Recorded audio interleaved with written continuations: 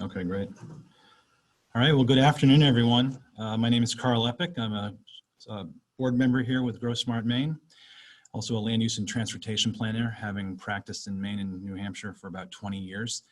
If you are at the first Smart Growth pop-up Open Streets How to Hang Out Again webinar on August 12th, Wednesday, this goes from 1 to 2. If that's where you'd plan to be, that's where you are.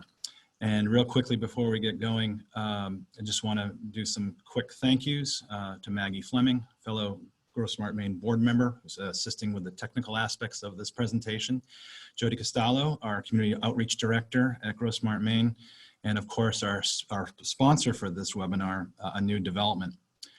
Lastly, before we get going, just to be sure that you use speaker view during this webinar, mute yourself, and put questions to chat at the end.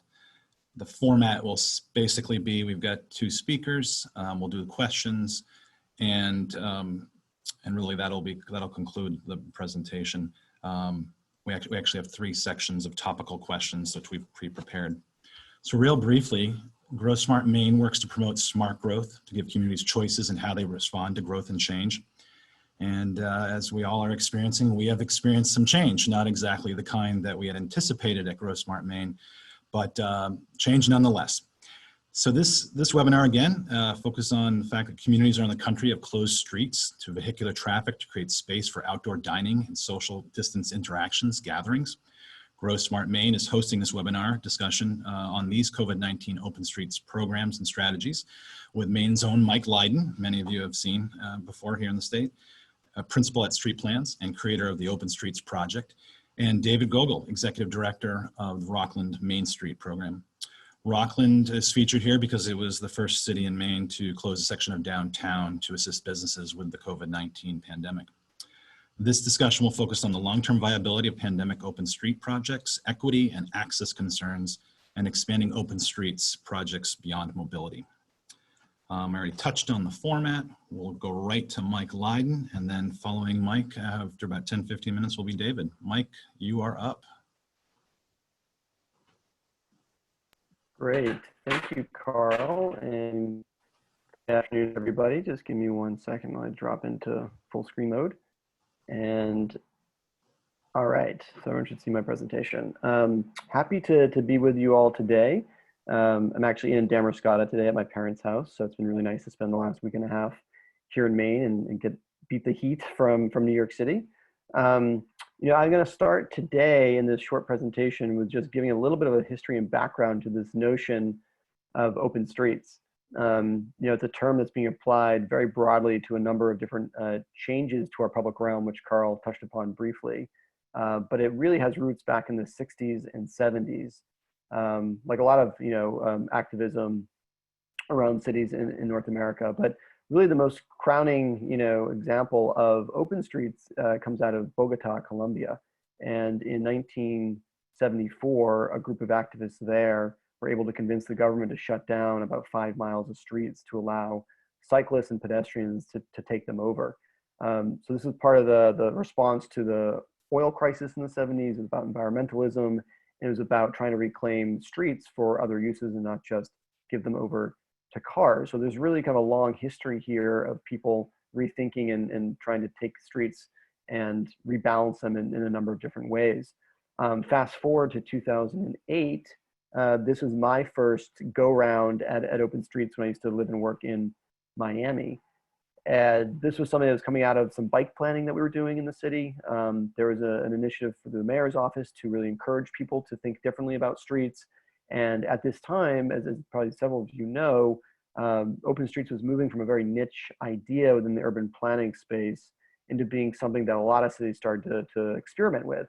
And the idea being that you would temporarily close off streets, oftentimes miles and miles of streets, to allow for cycling, walking, socializing, you know, dining, pretty much anything but driving a car. And so this was a very important experience for me as a practitioner and as an advocate for livable cities. It was something where I saw so quickly and how inexpensively you could change hearts and minds around what streets are for and change people's perspective.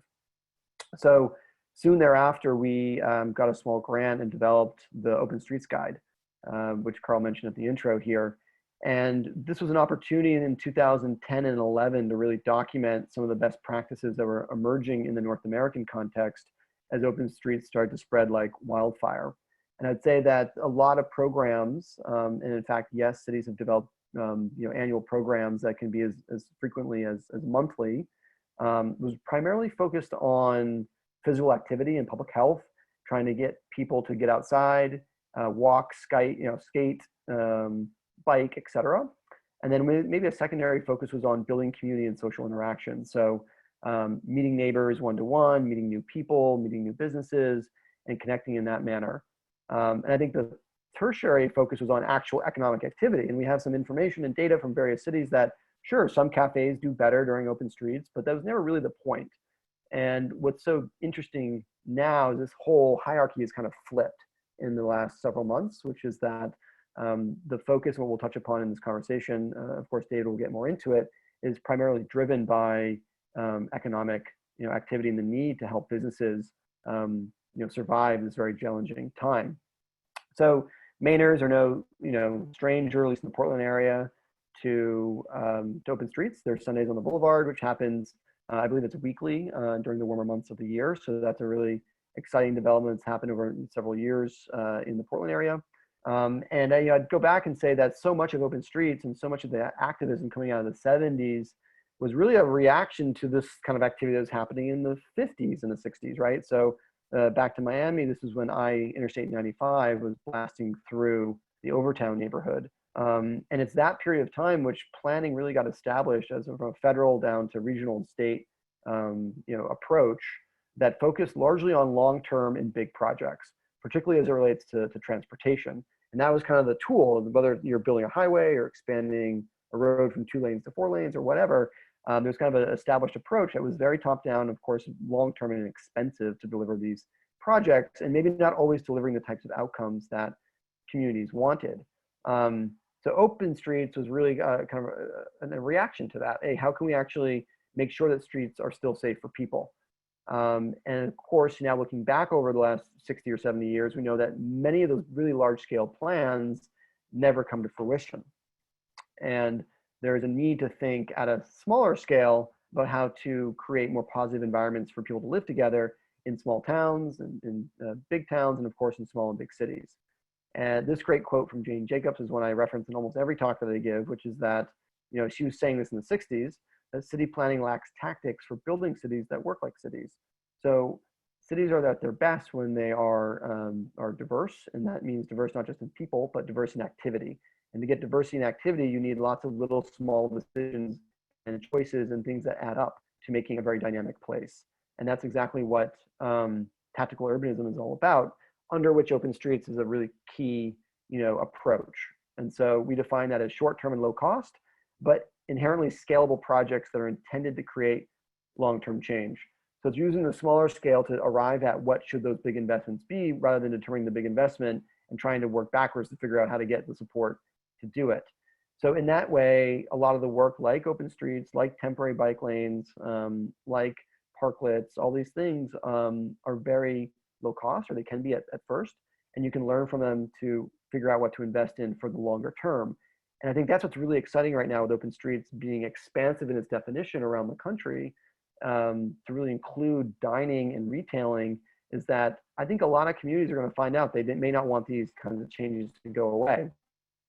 So there's this whole other toolkit that we define as tactical urbanism, which allows for everything from a day up to projects that might be placeholders for years before a large capital investment might come. And all of them have varying degrees of public involvement, different types of materials in terms of durability and maintenance practices, and of course, who they're intended to serve. And the benefits are to work together to deliver these projects. It uncovers what works, but more importantly, what does not work. So you can discard the things that do not work well. So I know there's been a lot of experimentation with open streets in some Maine communities, and of course, again, across North America and the globe. And people have found out pretty quickly, based on their quick interventions, what does work and what doesn't, and then make those changes as they need to, either for function or for safety or for visibility, et cetera. And ultimately, what we're trying to achieve is building political will for lasting public benefits. And those 3 images on the right is a project we got engaged in back in 2013 in a small city outside of Sydney, Australia, actually. And the top was the existing condition. The middle is the interim condition, where there's a lot of different studying and what was working, what was not. And then the bottom image is what was taken last year, that more permanent open plaza dining experience. And so the point being that things look provisional now on Exchange Street in Portland or in downtown Rockland, but they can be iterated upon, learned from, and made more permanent over time. And that's the really exciting thing that we can unleash in our cities. Flexibility, I think, is a really key thing, particularly in Maine or other northern environments, where we can think about streets not just as one or the other for dining or for driving, but there can be a mix, and that mix can be the time of day, the day of the week, or even ultimately the season out of the year. So how do we design and think about our streets where we can allow for that variety of activity, where Mainers and visitors can all come enjoy great downtown environments in the warmer summer months, as many are doing right now outdoors, and rethink the use of streets at that time, and then have a flexibility to go back to a condition that might be a little bit more conventional or typical during the shoulder seasons and of course during winter. And this is just a quick example of a project in Asheville, North Carolina that we led with the city and many partners there. And what we found was through this paint and temporary barriers over about a quarter of a mile, that we saw a huge reduction in speed, which was the key goal of this project. And we really used this as a placeholder to figure out what the capital project should be in 2022, which is what the city had funding for, to reconstruct this street and learn from this temporary experiment. As it relates to economic activity, we learned through using a partner called State of Place that the place score index, which is basically a measure of 200 different urban design variables, we were able to increase that score up to almost 72 from 42 just by making those temporary painted interventions.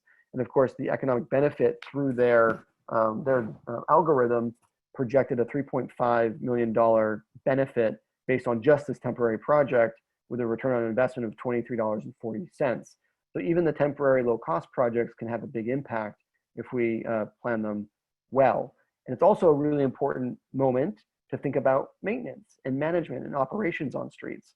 So here's that same street that's been repainted a couple of times. You can see during the winter months, Asheville's in the mountains, they too get snow.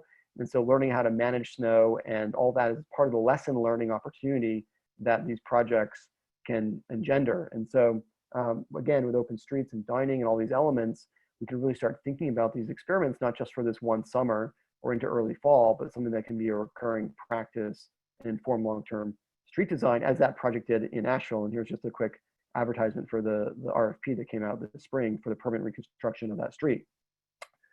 So now I'm going to pivot to March 2020, right, when open streets, tactical urbanism, all these practices kind of converged and then flipped themselves upside down in terms of the purpose and reason behind them.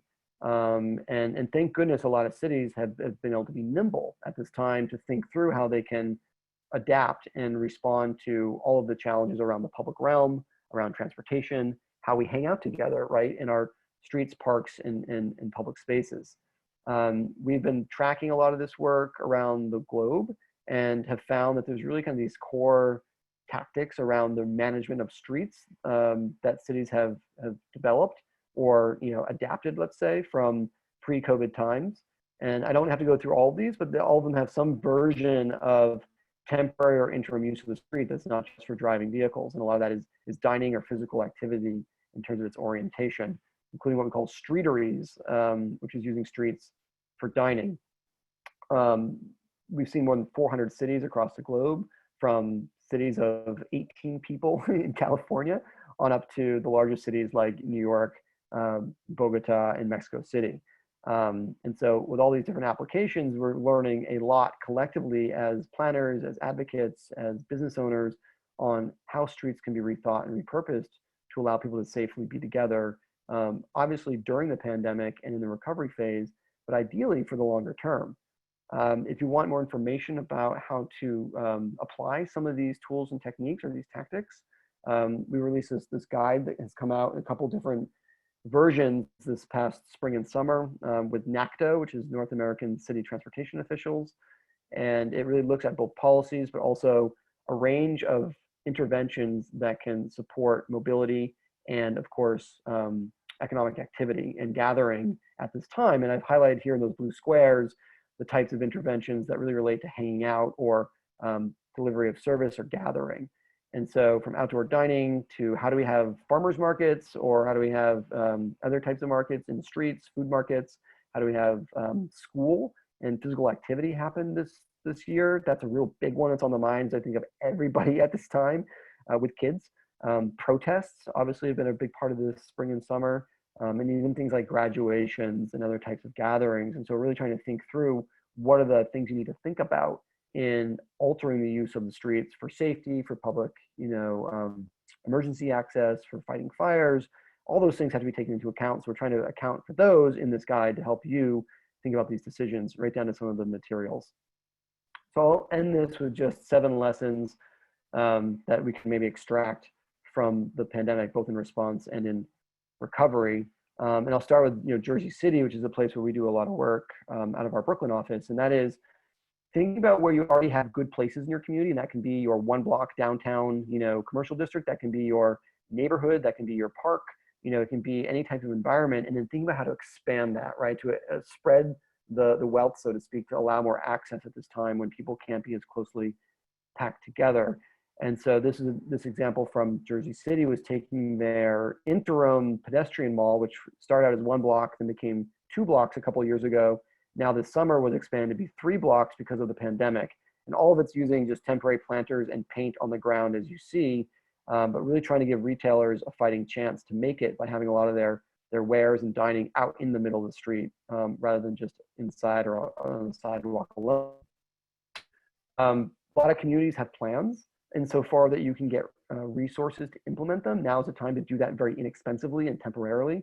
So a lot of communities have taken on bike lane projects and pedestrian enhancement projects and thinking about mobility at a time when people aren't so excited about being on buses or trains or carpooling together, right? So giving people other means and modes of moving around communities is an important step at this time. And a lot of cities have those plans. So now's an opportunity to put them on the ground.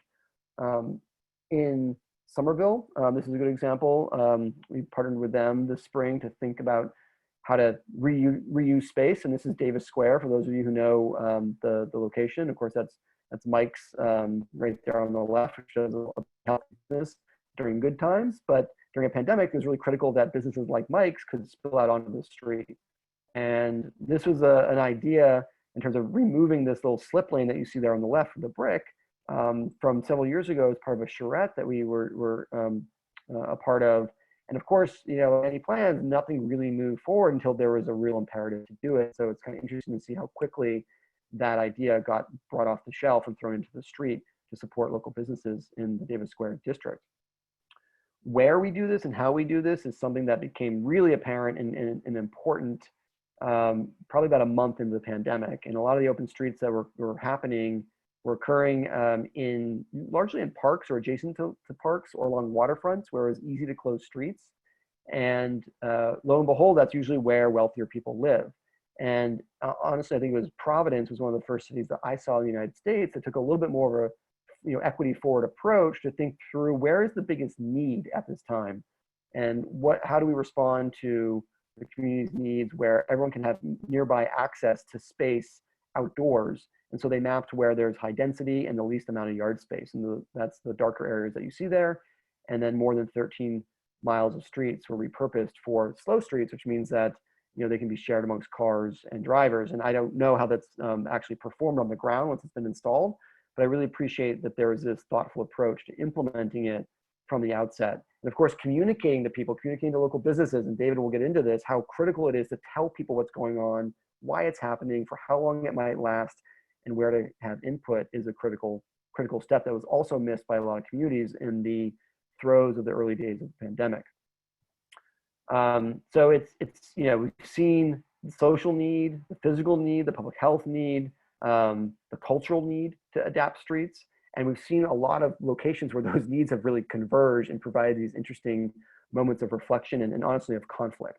And here's a famous image that some of you might have seen from Cincinnati, where protesters were out in the street for Black Lives Matters, while a group of young people were out brunching, right, in the space that was taken over by a local cafe. So not to say that these can't coexist or shouldn't coexist, but the the difference in the activity and the reasons why people were using that street are obviously very stark.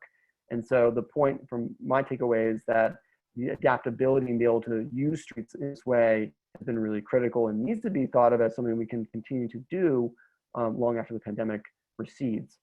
And then focusing on people and not one mode of transport. I think one of my biggest concerns going into the recovery phase is that buses, and not that many communities have bus transportation in Maine, but several of the larger cities do. Buses have really not been paid attention to as what's going to be the primary mode that a lot of people without other means to get around can access jobs and shopping and other services and goods. And so thinking through how we move buses more efficiently is something that cities are just now starting to think through. And I'm hoping it'll be a really large focus moving forward as an equity measure and as a mobility measure for people once our economies start recovering. And finally, you can't scale what you don't permit.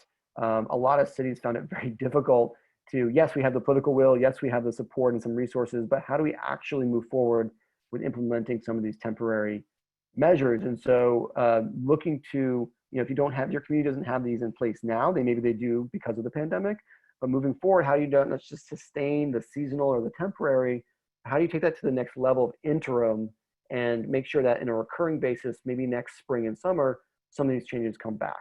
And that's going to require thinking about materiality, more clearly thinking about maintenance and operations and things that might have been sidelined or forgiven temporarily for a few months this summer, but which are still going to be issues moving forward to make these more permanent features of our community. And so this is just a quick example from Burlington of how we've taken the temporary and interim of community-led projects into more of a quick build or interim standard for materials and design, and then thinking about how that scales up across the community to, again, not just be about one season, but to be about things that can be placeholders for many, many years.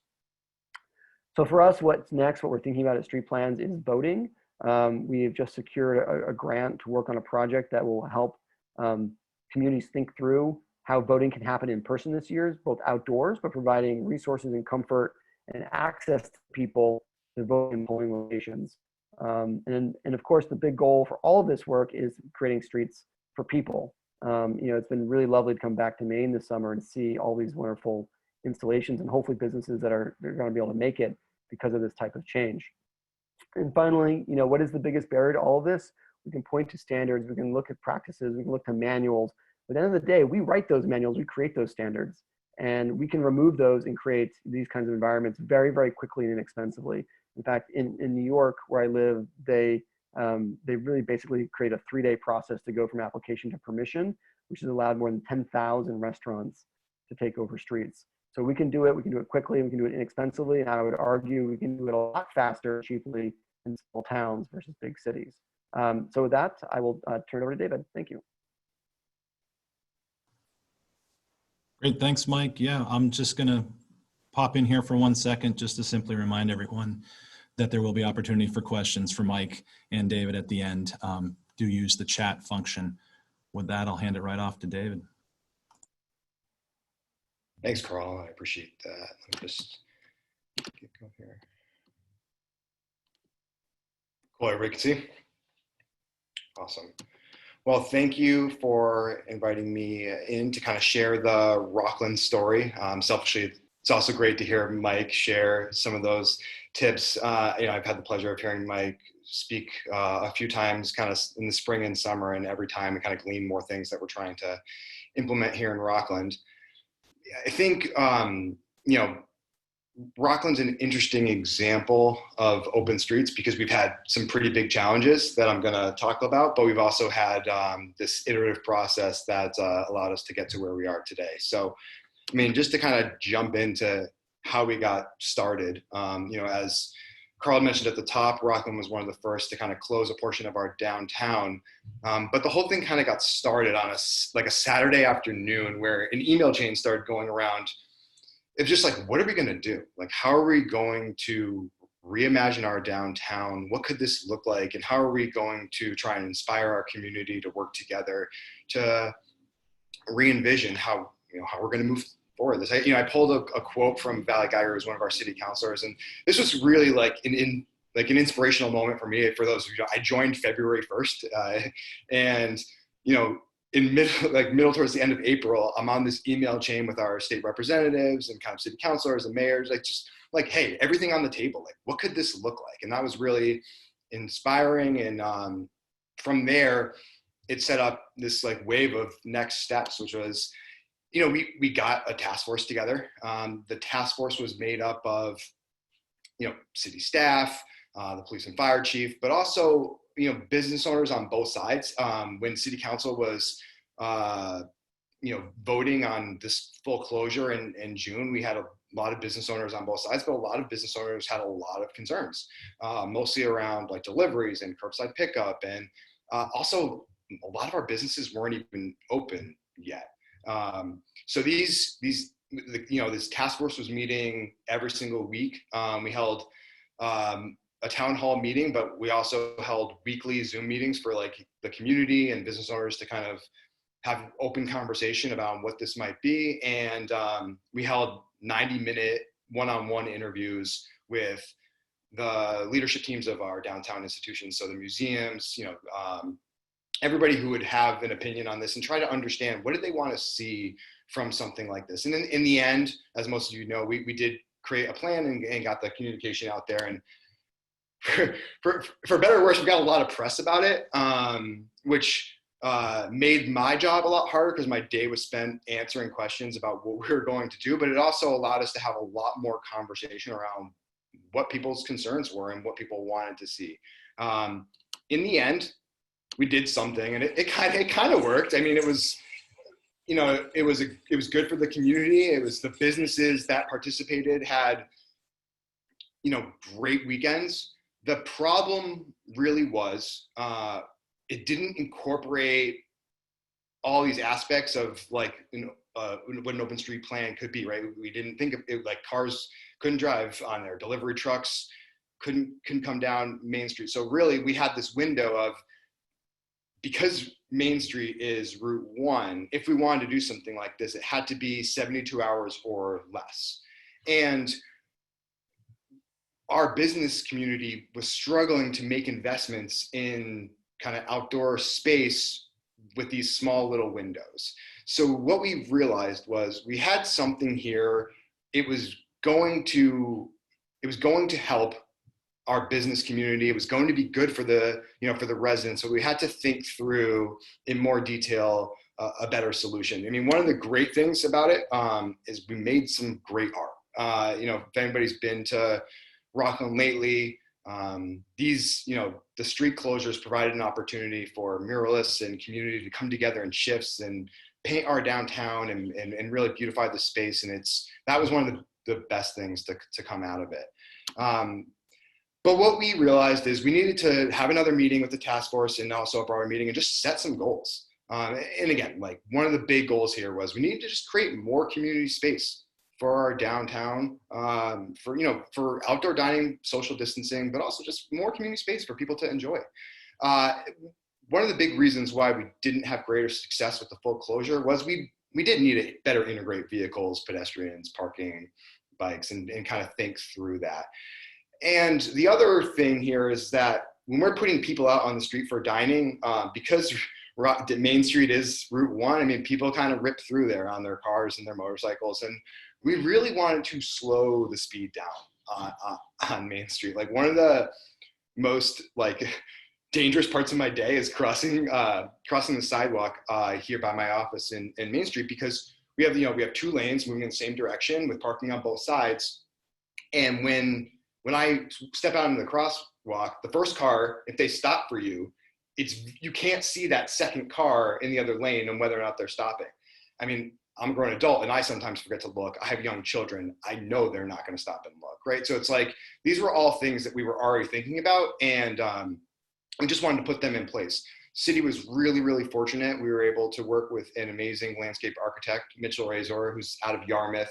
And, he really spearheaded this effort as far as creating a plan that was going to solve some of these problems. So what this is from Mitchell, this is kind of an outline of the new plan. I'll talk through it a little bit in more detail as we move along. But essentially what we tried to do was create this iterative process where we could, build, test, learn, kind of like what Mike was talking about, at a small scale, and try and make some permanent changes based on the feedback of the community. And again, flexible design that should be edited in real time based on this community feedback. I am getting a lot of feedback every single day, both from business owners as well as residents. Even now that we're kind of into August, tourists who are kind of commenting about how things are. And the plan has changed even from the process of kind of starting back in July, laying cones down, and kind of some examples around like the fire trucks and kind of the lanes that they need to do, and kind of having this, really making sure that everybody understands this is a flexible plan designed to change. One of the things that I wanted to call out, because this was the biggest roadblock for the full closure, when City Council approved us doing a full closure in June, the delivery trucks, especially the 18-wheeler kind of 48-foot trucks, this was the non-starter for us. So what we wanted to do was think through a solution that would work for the business owners and for the delivery trucks, but also be safest for our downtown. And so after talking with everybody and kind of going out there in the streets and marking things off, what we ended up doing was creating these delivery zones where, based on the locations of the businesses that they need a service, on that, it's the east lane, which I can kind of talk about in a second, but in the lane that's going to be mostly closed off, we created these delivery zones, thinking that that is safer than having them kind of stop and have pedestrians or other cars kind of go around into the area where people are going to be sitting. So, and what that also did is as I am learning, the simplest kind of communication plan is always going to be the best. So this allowed us to keep this, the communication to the community that, hey, the left lane, right, the west travel lane is going to be the travel lane, and the right lane is going to be where we're going to start to activate some spaces. So that really allowed us to keep it simple, keep it clean for people. And in the delivery zones, we block it off with, movable construction barrels. Not the best, but definitely the safest and simplest solution. And everybody seems to be on board with this, and we feel like we have a good plan. The other thing, and that was a quote from Mitchell there, is like, it doesn't have to look like a turnpike construction zone, even though we are Route 1. So some of the things that, separate from obviously like planters and flowers and things like that, simple things that we wanted to do were to create these kind of blue caution zones. I took a picture of one that we just painted a couple of days ago, but in 3 spots from kind of the start of the project to the end, we have these caution zones. These zones are places where either trucks are going to be making that kind of left turn into the pedestrian zones, and kind of also spaces where we thought we'd have high density. We were limited in the color palette we could choose based on, kind of DOT approved colors, but we wanted something to be lively and feel fun. That's that bright blue that you see. And the other intentional choice was around, because it's Route 1 and we had to have Jersey barriers, we went with this apple green Jersey barrier matched with the apple green mountable bollards, which I'll show in a second. And the thought process there was that this unified color palette that's fun and kind of green, not kind of green, very green, would make it feel a little bit different and less like we're doing construction downtown, and more like this is a space for you to enjoy. Obviously safety and ADA compliance was really important. We talked about speed. We wanted to go even lower on the speed, but we were able to get the approval of the speed lowered down to 20 miles an hour. But based on the bollards and like the Jersey barriers and kind of everything going on, we actually think the speed will be closer to 10 miles an hour. As you can imagine, as I'm talking about this plan in the community and kind of speaking at our local organizations, people are complaining about the speed. People are like, it's going to take forever to get through Main Street. It's like, that's kind of the point. So we're really optimistic, and we have kind of software that we're putting in place to test and measure this. to see if we do see an improvement in the speed. But again, as I mentioned, I work right here on Main Street. I eat outside on Main Street quite a bit now, and people speeding up and down the street it affects your dining experience. It affects the safety, and also even for the offices here. It's like if traffic slowed down, it would make everybody would feel more comfortable opening up their windows. We also have to think a lot about, so the fire chief was very, very involved in all the kind of the safety conversations, because the way Main Street is set up, I needed a 15-foot travel lane for the trucks, but we wanted to have more space for the pedestrian zones. So we were able to work through and figure out kind of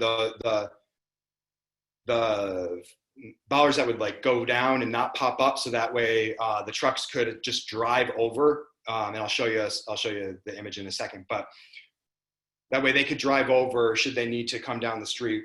But most of the time, and again, hopefully we don't have that situation, we have a larger pedestrian zone, and also thinking through about them catching fire should a truck be over them and all those things. I apologize for so much text, but I wanted to make sure that I put everything in here that I thought was really important. I mean, we spent a lot of time talking about ADA compliance, both with sidewalks and kind of these ramps.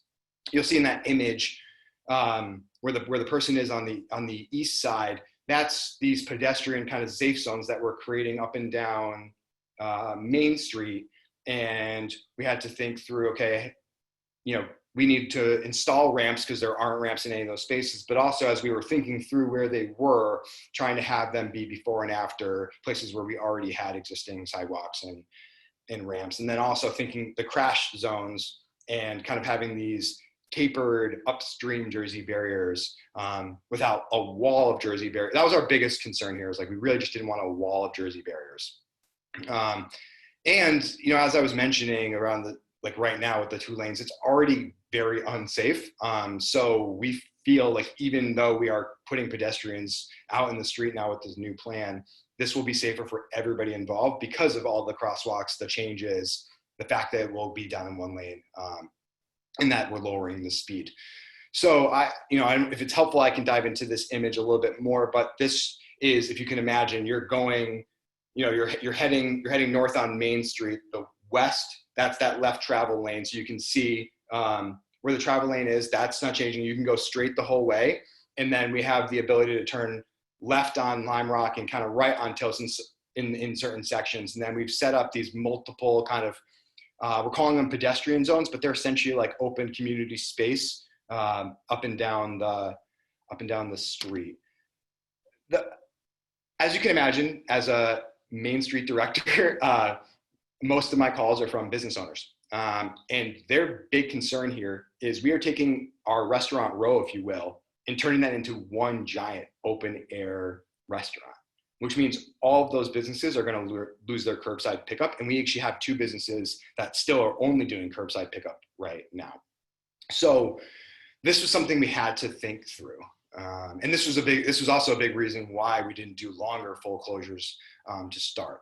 So the solution that we came up with is all of our restaurants that are on the left side of the street, we kind of gave them the side streets that are next to those businesses.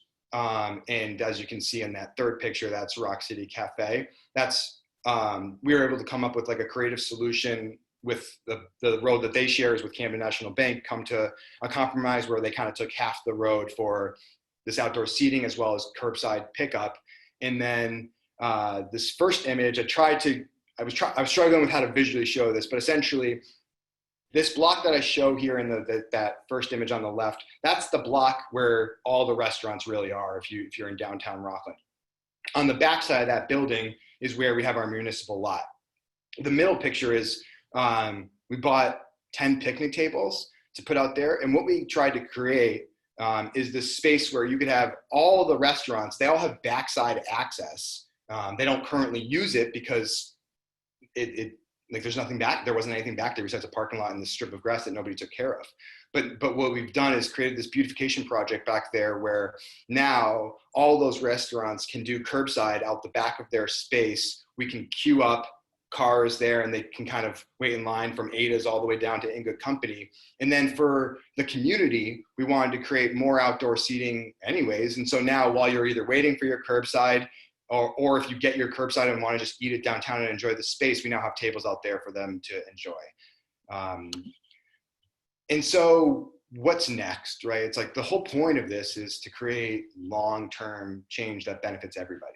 So one of the things we're really excited about is through support from Maine Development Foundation, we were able to get a grant to do some facilitated training to have public engagement conversations around what does a downtown for everyone look and feel like?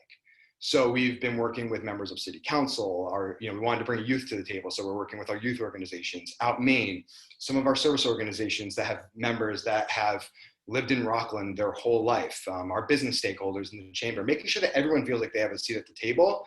And also wanted to figure out how to make sure everyone felt like this wasn't a biased conversation. So we identified the Rockland Public Library as our host partner. And so we're really excited. We're scheduled to have a Zoom conversation on October 8th in the evening, where we're going to be inviting the community in to talk about this and say, hey, like what does this look like post-COVID, and how do we reimagine our downtown to be more than just a way for people to get from Thomaston to Camden.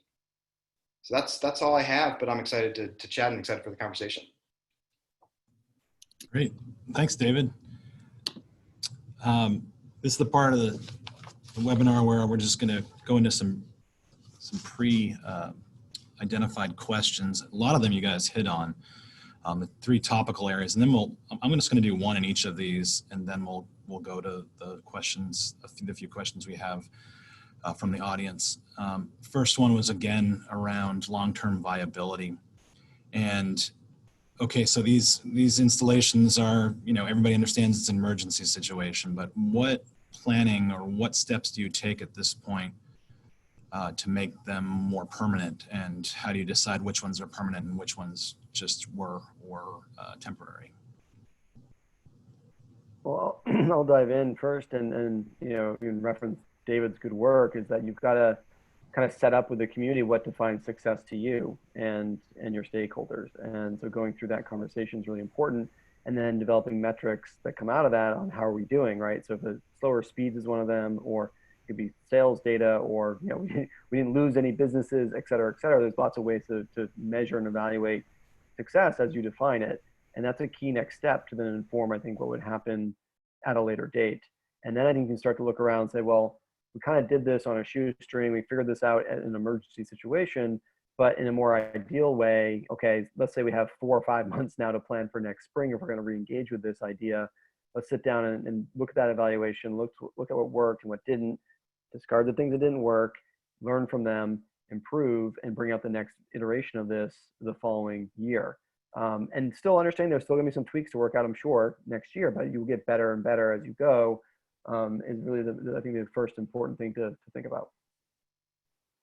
Yeah, I mean, just to add on to that, as Mike was saying, when you position it as a community-led conversation around an iterative plan, I feel like that's a great starting point. I guess just to speak about Rockland, we're really lucky in that the city manager and our city council is really driving this change as well. Even before we were planning a COVID response project, I mean, city council was talking about how do we better think about our Main Street and prioritize people over parking? How do we think through our Friday night art walks and should people be able to just walk in the street on those kind of events? So this conversation was already happening. We're also very lucky in that we have this organic kind of restaurant row that's popped up. And we have a great asset with the harbor trail that's right there. And as a community, we haven't really connected our Main Street to our harbor walk. And that by, through this plan and thinking through the need for more community space downtown, it's really allowed us to bridge these two things that people use. And I think that by showing the community that there's already been an investment in this plan over here with the harbor trail, and that by making a greater investment in the reimagining of our Main Street for people and better integrating cars and bikes and that we will be able to get people to feel excited about continuing to build on that momentum.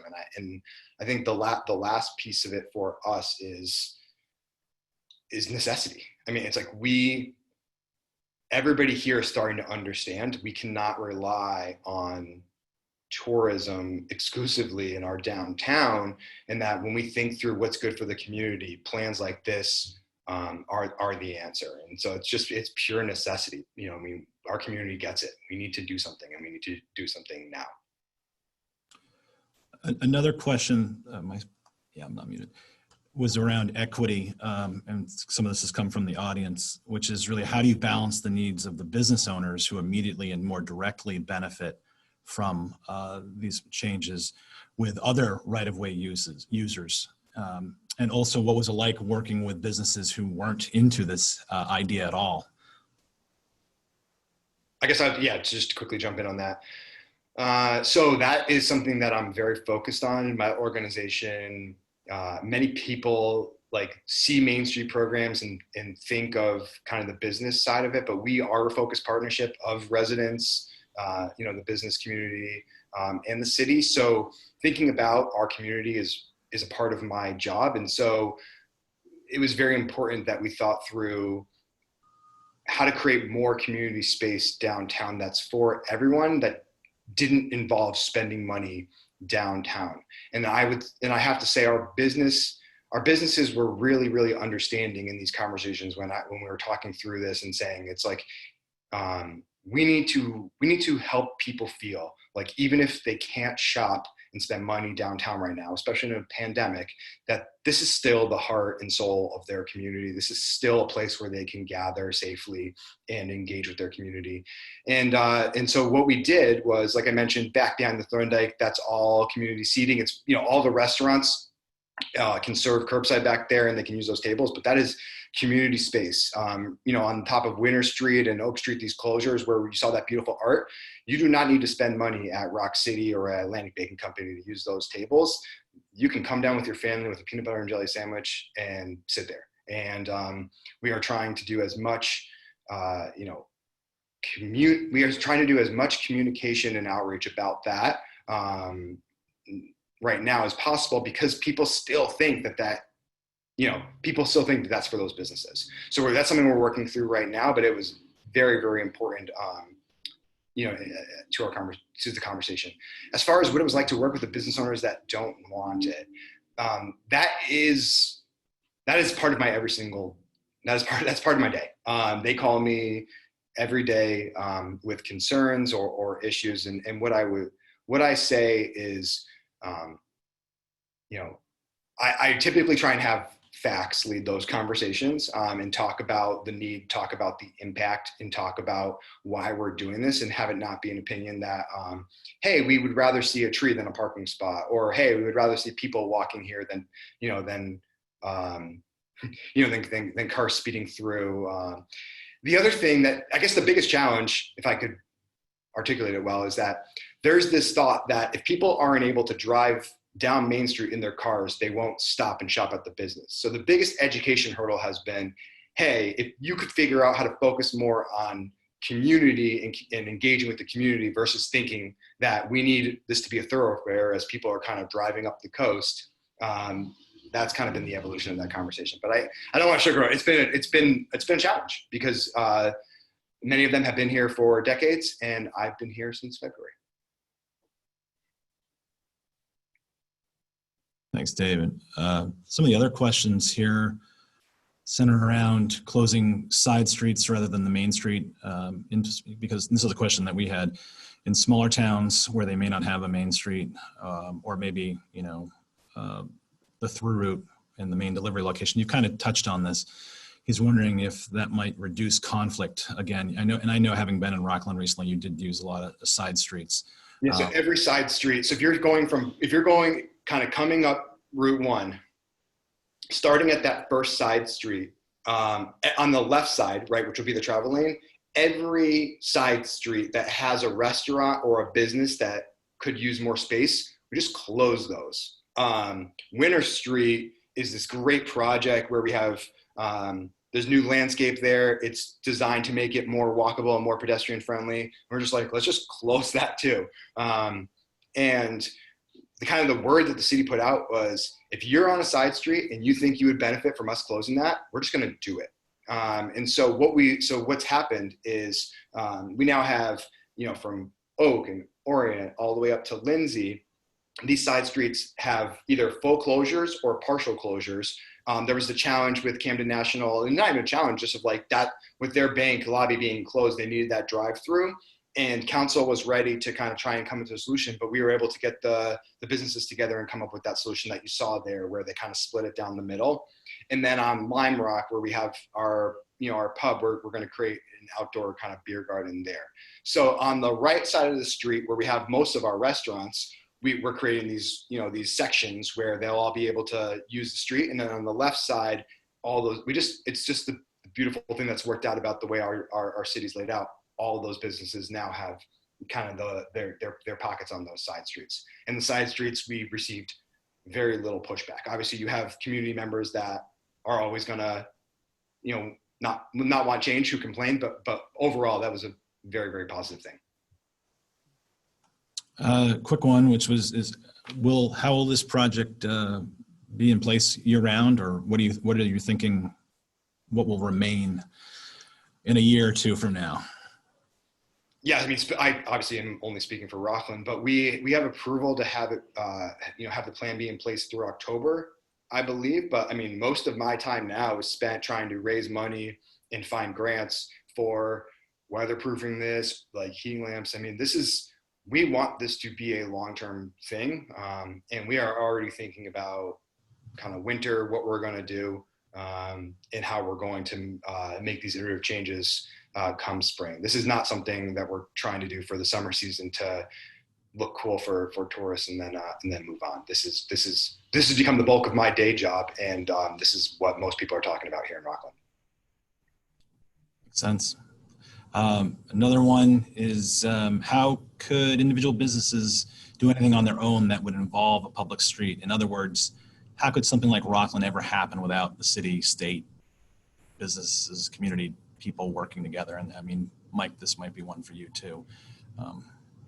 Yeah, I mean, I think David can speak specifically to the Rockland experience, which sounds like it's been very partner driven, including the state, right? The DOT has to be part of those conversations. I'd say it's difficult, and probably people should not be going alone necessarily, that you need those partnerships. But I think the role of a community or organization like David's is to help create the space for it, to kind of clear the red tape and make it easy for businesses or property owners to opt into it without a lot of overhead and risk. And so if the city can play that role and be that key partner, then great things can happen. Like I said, in New York, we probably should have had great outdoor dining every summer for decades.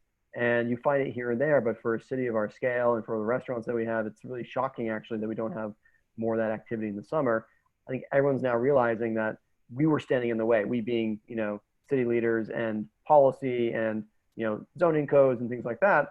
But they cut that tape to a 3-day turnaround time, which allows you to self-certify if you're safe or not, and you get 10,000 businesses spilled out into the street. So there's a huge untapped demand for this, but you absolutely need a clear signal and process that is developed and sent from the city side and other partners to allow for this organic activity to then proliferate. So it's a key part of that conversation. Yeah, and I would say here in Rockland, that's exactly what happened. So we had a meeting. The city manager let me know what needed to happen for each business. Simplified it. It was 2 one-page forms, one to kind of extend the liquor license on the street, one to the form for the fee. The city waived the fee. We held a community conversation where I let people know the deal, posted the link, and then made the forms available. And then I went around and individually emailed every business owner and said, here are the 2 forms. Let me know if you need help filling them out. And there was no red tape at all. And again, the people were like, wait, if there's no fees, like there's nothing to do. It was like, nope, these are the 2 pieces of paper, and let us know if you need help filling them out. And it made it really, really simple. And we're extremely lucky here in Rockland that it was that way. It just was like, if the mandate from the city was like, if you want to be a part of this, we will make sure that you can be a part of this. And that it was as simple as that. Another one on the equity front that we at GrowSmart were interested in was how are these applications working in non-downtown areas, other commercial mixed-use areas, but they may be more suburban in nature, like Falmouth, for example, or even more rural, and places where it might be easier to implement these from a regulatory standpoint, but more complicated for other reasons. Mike, Dave, any thoughts on that one? Yeah, it's a great question about kind of the context of these things. And I'd say that Rockland's very lucky to have a Main Street organization insofar you have an organizing body which is oriented to doing these things. And I think I've spent a vast amount of my time in New York City, not traveling this past 5 months, and the experience has been very unequal, in terms of where this is happening. And so we have a wide variety of programs in the streets now. It's not just dining, but there's also open streets for physical activity where from 8 a.m. to 8 p.m. there's now 70 plus miles of streets that are supposedly closed to traffic to allow people to have physical space. And where there are bids, business improvement districts and other institutional partners to help manage that and message and promote that, they're doing pretty well. And in the places where there is no major organization and they're relying upon NYPD to put out the barriers and take them back in every day, those barriers basically no longer exist. They've been driven over, they've been destroyed. And these are primarily in communities of color, lower income places that have main streets, neighborhood main streets that don't support bids as of yet. So it's been really unequal in that way. On the flip side of that, the city also has a Cool Streets program, which has been all about delivering cooling stations outdoors with tents and misters and hooking up, the fire hydrants to allow for kids to play in the street to access cold water.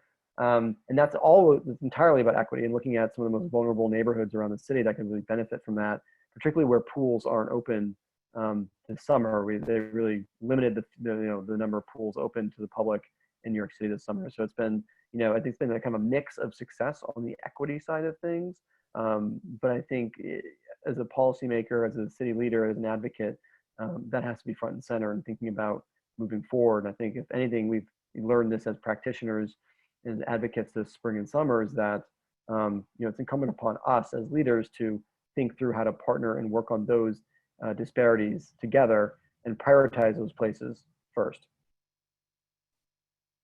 Yeah, and it sounds like the work that's been done to, for lack of a better way of saying it, like kind of productize this process and make it available for free is probably one of the biggest benefits. I know through a grant from MDF, we were able to work with Mitchell to make kind of this roadmap, I think, available to communities at, I believe, no cost.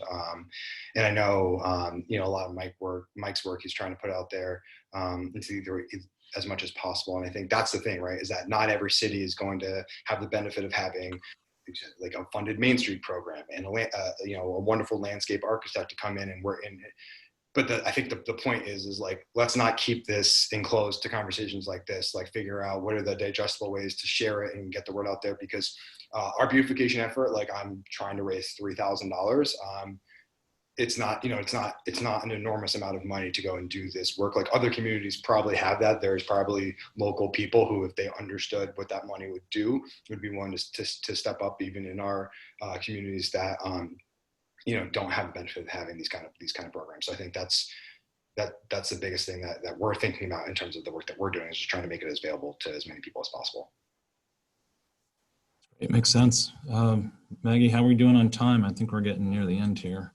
Yeah, I think we should make that the last question, but feel free to reach out to any of us with additional questions and we'll follow up by email. Absolutely. And just the one last thing I'll say for everyone is that this is the first GrowSmart Maine Smart Growth pop-up webinar, and there will be others coming down the road. And go to growsmart.org for more information.